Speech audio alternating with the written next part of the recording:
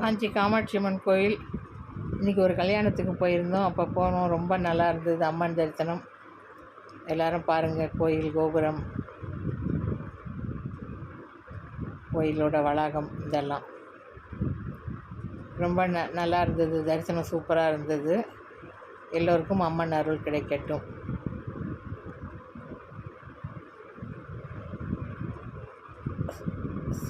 இன்றைக்கி சாயங்காலம் போயிருந்தோம்.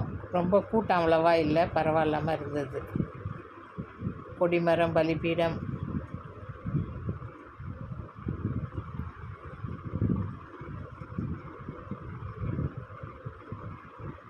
அந்த பக்கம் மகிஷாசுர மர்தினி சன்னிதானமும், இந்த பக்கம் கோபுரத்துக்கு இந்த பக்கம் பைரவர் சன்னிதானமும் இருக்குது. இதுதான் பைரவர் சன்னிதானம்.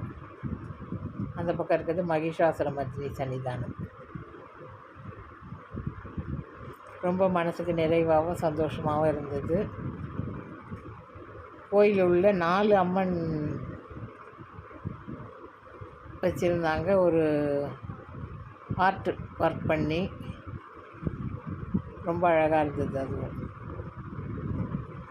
அதில் 2 அம்மன் ஃபோட்டோ தான் கரெக்டாக வந்தது.